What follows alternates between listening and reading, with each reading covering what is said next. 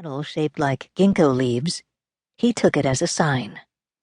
She asked for coffee or tea, whichever was freshest, and he brought her a cup of French roast with condensed milk and half a baguette, using his most careful pronunciation to ask if she needed any kind of help. It was monsoon season, the part of the year when heat and steam were the same, unrelenting. The traffic of bicycles and mopeds and pedicabs crossed the windows, and the woman seemed glad to be free of it. There weren't many American women in Vietnam, and she didn't seem like a nurse or aid worker. She was old, surprisingly so, hair a silver sweep beneath a straw hat. "Oh, I don't need help," she said. "I need conversation." She was a reporter on assignment for a magazine that wanted her to write about the war in Vietnam from a woman's point of view. She was supposed to spend a month getting a sense of the country, the people, the culture, and distill it all into an article. My grandfather, always interested in other people's stories, sat and talked with her, while my mother watched from the kitchen. I have imagined the languorous way Rose might have sat, the way her dress folded around her, making her seem protected somehow, as if she knew the war would not touch her. Rose stopped by the cafe often during her week in Saigon, and though she and my grandfather talked for hours, he remembered little about her history.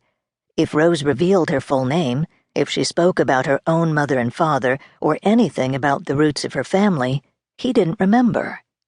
He recalled instead her lively voice, her many questions about Vietnam. He remembered her largeness, how she always wore a hat. In anticipation of her visits, he reserved pineapple and lychees for her.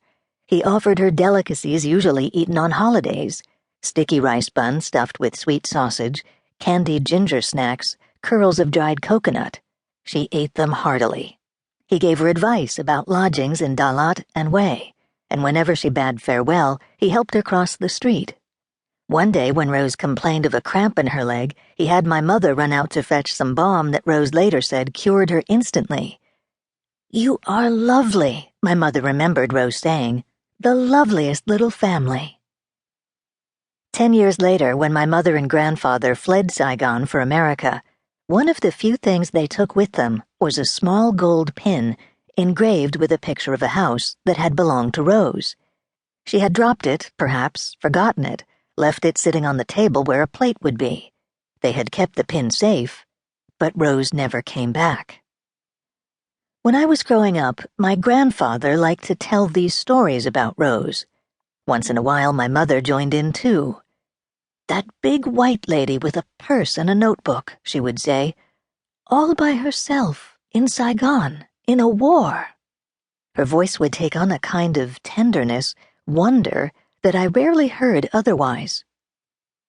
We would usually be packed in the car when they got to remembering like this, but I didn't pay much attention until the time we moved from a town in southern Wisconsin to a town in central Illinois.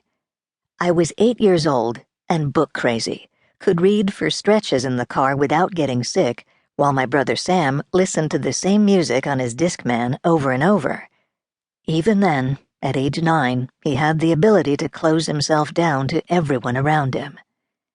That year, my obsession was the Little House on the Prairie box set my grandfather had given me for my birthday.